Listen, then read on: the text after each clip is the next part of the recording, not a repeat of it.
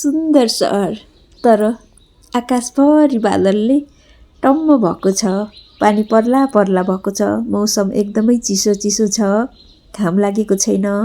Hello नमस्ते, सन्चै हुनुहुन्छ?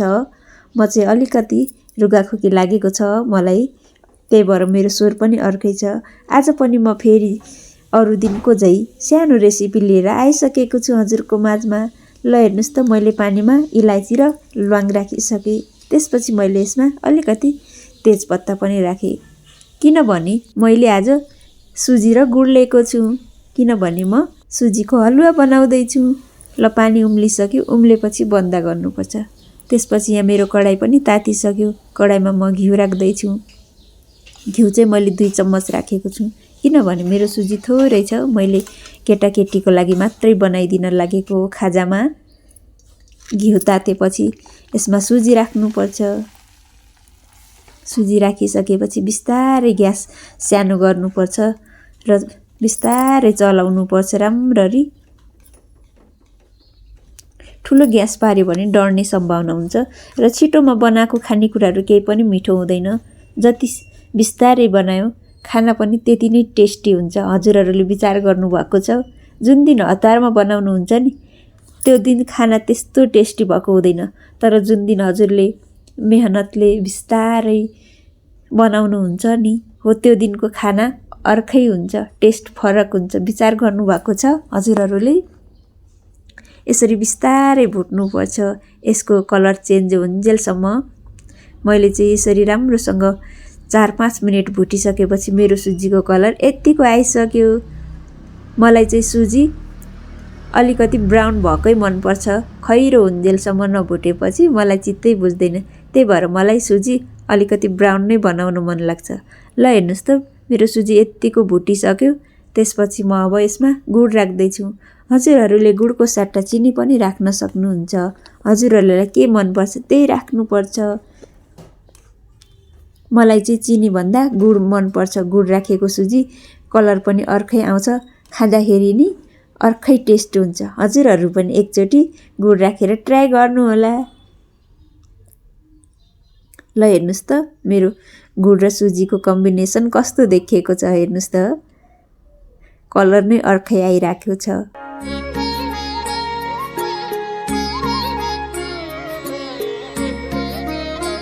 अब हेर्नुहोस् त, यत्तिको भइसकेपछि अब अघि उमालेर राखेको पानी यसमा अब हालिदिनुपर्छ। थोरै थोरै पानी राखेर हजुरहरूले राम्रोसँग यसलाई चलाउँदै चलाउँदै फेरि भुट्नुपर्ने हुन्छ। पानी राखेपछि ग्यास चाहिँ ठुलो गर्नुपर्ने हुन्छ। मैले हेर्नुहोस् त, चलाउँदै चलाउँदै मेरो यत्तिको भइसक्यो सुजी। अझै फेरि मलाई नपाकेको जस्तो लागेर फेरि म त्यसमा जति पानी राखेको थिएँ मैले सबै एड गरेँ। मैले 1 गिलास जति चाहिँ पानी राखेको थिएँ। सुजी थोरै छ, त्यही भएर पानी पनि मैले थोरै राखेको थिएँ। ल हेर्नुहोस् त, मेरो सुजी यस्तो राम्रो देखियो। हेर्नुहोस् त, हेर्दै खाउँ खाउँ जस्तो लाग्ने। हजुरहरूले पनि गुड राखेर अवश्य बनाउनु होला। त्यसपछि मलाई अलिकति साह्रो जस्तो लागेर फेरि सबै पानी मैले यसमा हालिदिएँ। त्यसपछि अब यसलाई म बिस्तारै राम्रोसँग चलाउँदै चलाउँदै यसको पानी सुक्खा बनाउँछु। जिन्दगीमा हरेक कुराको छँदासम्म कदर गर्नुहोस्। नभएपछि गुमिसकेपछि खोजीनीति गरेर माया मोह देखाउनु भनेको खासै राम्रो जस्तो लाग्दैन। मान्छेहरू के गर्छन्, हुँदा कदर नै गर्दैन। जब केही चिजहरू गुम्छ नि, त्यसपछि खोजीनीति गरेर चियो चर्चा गर्न थाल्छन्। त्योभन्दा पहिला नै चियो चर्चा गर्नुहोस् न, खोज्नुहोस् न कस्तो हो के हो भनेर, कुनै चिज वा कुनै वस्तुको पनि। त्यही भएर हुँदा सबैले कदर गर्नुपर्छ। नभएर कदर गर्नु भनेको कुनै अर्थ नै हुँदैन। ल हेर्नुहोस् त, मेरो सुजी यत्तिको पाकिसक्यो। त्यसपछि मैले नरिवल पनि कोरेर राखेको थिएँ।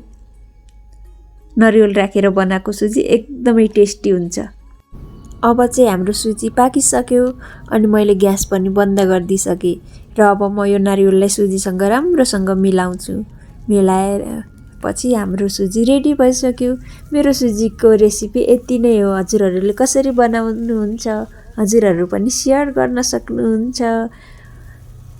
हजुरहरू जिन्दगीमा सधैँ खुसी रहनुहोस् अनि स्वस्थ रहनुहोस् अनि मस्त रहनुहोस्। जिन्दगी कति बेला कहाँनिर के हुन्छ कसैले थाहा हुँदैन। त्यही भएर मान्छेले हुँदा सबैको कदर गर्नुहोस्, नभइसकेपछि कदर गर्नु भनेको व्यर्थ नै हो। थ्याङ्क यू सो मच लास्टसम्म भिडियो हेरिदिनु भएकोमा।